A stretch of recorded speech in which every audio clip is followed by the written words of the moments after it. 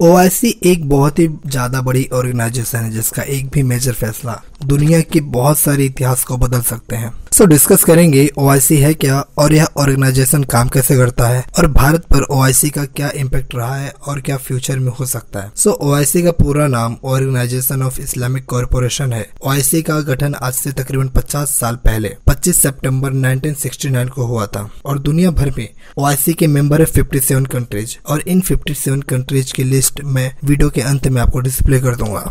यहाँ पे बहुत अच्छा मैप है, आप देख सकते हैं। यह ग्रीन कलर वाले जो मैप है वह सारे के सारे ओआईसी का पार्ट है और यह नीले कलर वाले कंट्रीज ऑब्जर्वर स्टेट है जिसमें थाईलैंड, रसिया, नॉर्थन साइप्रस, बोस्निया और सेंट्रल अफ्रीकन जैसे देश शामिल है। नाउ ऑब्जर्वर स्टेटस होता क्या है? देखो, किसी कंट्री को ओआईसी का मेंबर बनना है तो वह उस कंट्री को सबसे पहले ऑब्जर्वर स्टेटस का दर्जा प्राप्त करना होगा जिससे वह भविष्य में ओआईसी का मेंबर आराम से बन सकता है। फॉर एग्जांपल, रसिया ओआईसी का मेंबर नहीं है बल्कि वह ऑब्जर्वर कंट्री है।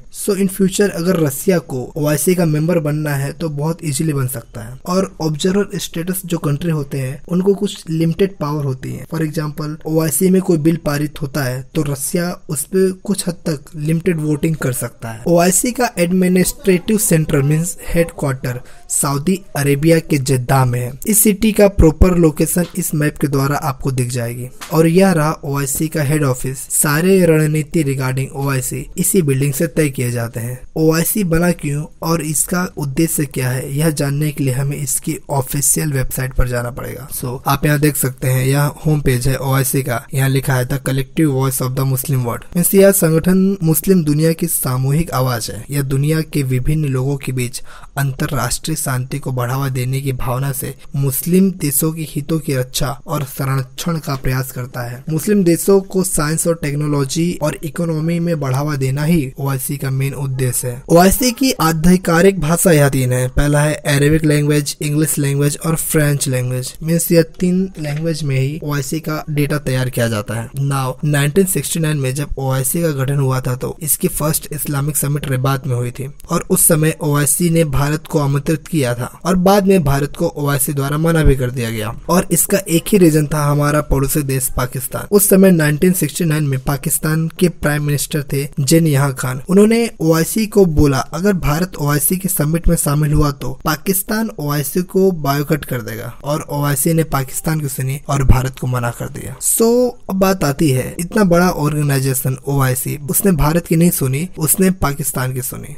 इसका एक ही रीजन है, नंबर ऑफ मुस्लिम पब्लिक। 1969 में पाकिस्तान एक अकेला देश था जहां मुस्लिम पब्लिक ज्यादा थी, मुस्लिम लोगों की संख्या ज्यादा थी compare to other countries. But अभी के टाइम में इंडोनेशिया है।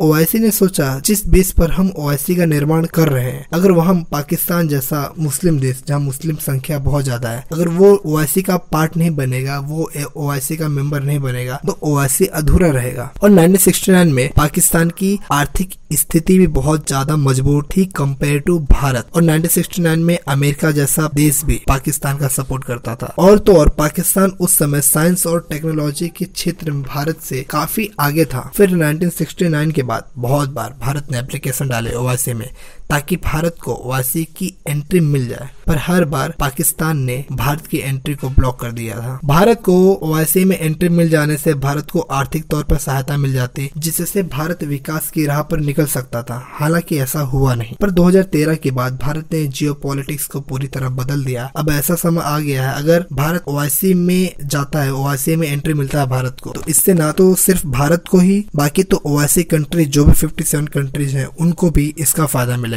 और अभी ऐसा चांस है कि भारत को ओआईसी का मेंबरशिप मिल सके। अगर मेंबरशिप नहीं तो ऑब्जर्वर स्टेट का दर्जा मिल सकता है, क्योंकि इतने टाइम से भारत की एंट्री को पाकिस्तान ने ब्लॉक करके रखा था। पर पाकिस्तान पूरी तरीके से अलग थलग पड़ चुका है और भारत की इकोनॉमी बहुत अच्छी ग्रो कर रही है। हालांकि अभी कोरोना वायरस आ गया है जिसके कारण थोड़ा स्लो हो गया है। भारत ने साइंस और टेक्नोलॉजी के फील्ड में बहुत अच्छी तरक्की कर ली है और अभी भी कर ही रहा है। भारत में दूसरे देशों से इन्वेस्टमेंट आ रहे हैं जिससे अगर भारत ओआईसी का मेंबर बनता है तो ओआईसी देशों के साथ भारत अपनी साइंस एंड टेक्नोलॉजी शेयर कर सकता है और भारत ओआईसी देशों में अपनी कंपनीज स्टेब्लिश कर सकता है जिससे वहाँ की नागरिक को इनडायरेक्टली जॉब मिल सकेगा। और तो और ओआईसी कंट्रीज भारत में भी अपना बिजनेस स्टार्ट कर सकते हैं, जिससे भारत के नागरिकों को फायदा तो मिलेगा ही और ओआईसी देशों की जीडीपी और भी अच्छी ग्रो करेगी। सो ये था एंड ऑफ दिस वीडियो का। Thanks for watching. और ये रहा 57 कंट्रीज की लिस्ट जो ओआईसी के मेंबर हैं।